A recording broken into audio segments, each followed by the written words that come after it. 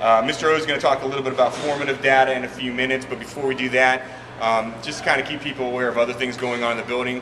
We've had an interesting 2 weeks actually. Came in Monday morning and it looked like somebody tried to light a fire outside our front door. So if you dropped off early on Monday morning, you saw police cars here. If you got here early enough, you saw a fire truck. It wasn't lit when I got here at 6:30. It was a cold fire, but we still have to go through the protocol of calling it in as a cold fire, and they do an investigation, and they are doing an arson investigation. It looked like it was done by kids with straw. There was a couple cans of Coke over in the area, but no damage to the school whatsoever. But they are looking at it as an arson because it was done on purpose. And we think that has a lot to do with the kids that constantly are flowing onto our campus during the weekends. I don't think it has anything to do with Park and Rec as much as it does with kids that come over here and skateboard and different things when there's not people here. The police department does monitor the area as part of their routine. They'll drive through, but obviously we don't have cameras and we don't have anybody here.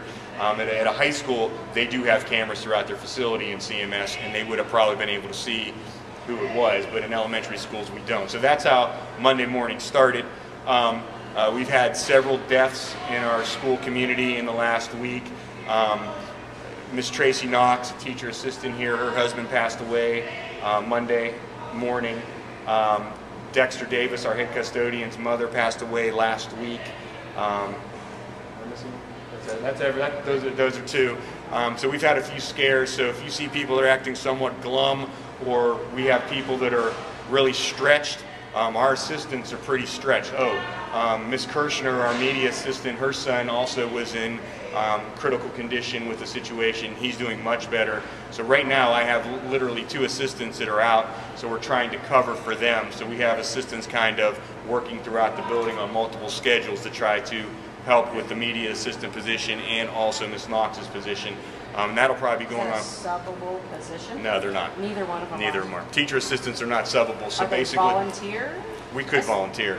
See, the problem is with some of it though is they have classes now because the way I designed the schedule.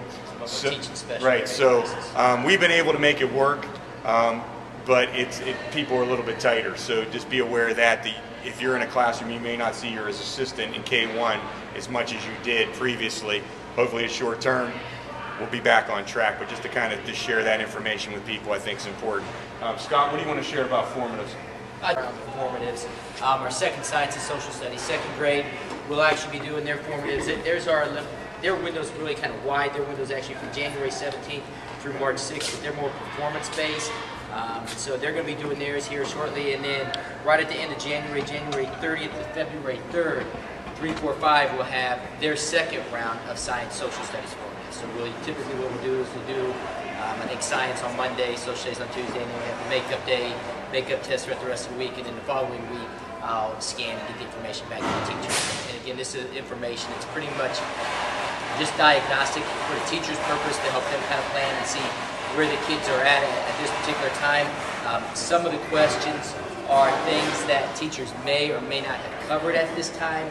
So some of it is a good indicator of what students know. Some of it is more of a pre-assessment sort of to see what they may or may not know as well. Also, just kind of let you know, another test that's going to be going on here at the end of January. We'll be doing our access testing, access for English language. This is for students who are in our English language program. They go through a testing period as well. Ms. Farlow tests them to see if they continue to qualify for ESL services and what type of different levels. And so that testing will be going on right at the end of January. That usually based on our caseload usually takes several weeks because in most cases that testing is one-on-one. She can do some small groups, but as you get to the lower grades, like when you get with kindergarten and first grade, a lot of those students, it is one-on-one. So that's just kind of a little bit of what's going on, I guess, testing. Any questions about the formatives? Nothing new compared to what has been going on since last year. This is actually the 4th round of formatives this year, but it's the 2nd round of science and social studies. Doesn't count toward grades. It's mainly a benchmark to see where kids are at a particular time. So it's not anything that will be shared with parents unless we see a child didn't try, or if we see a child scored extremely low on it, that, you know, when they scored in the 20th percentile or things, that, you know, those conversations should have already been had. It's just another one of those data points. So when we're looking at at the students, especially when they're looking at different things, it's just another point that we can kind of look at and see where they're at. Two last things. You're going to see a media pitch by CMS that started really yesterday. So your classroom teacher may have sent home a link to a video that's on YouTube.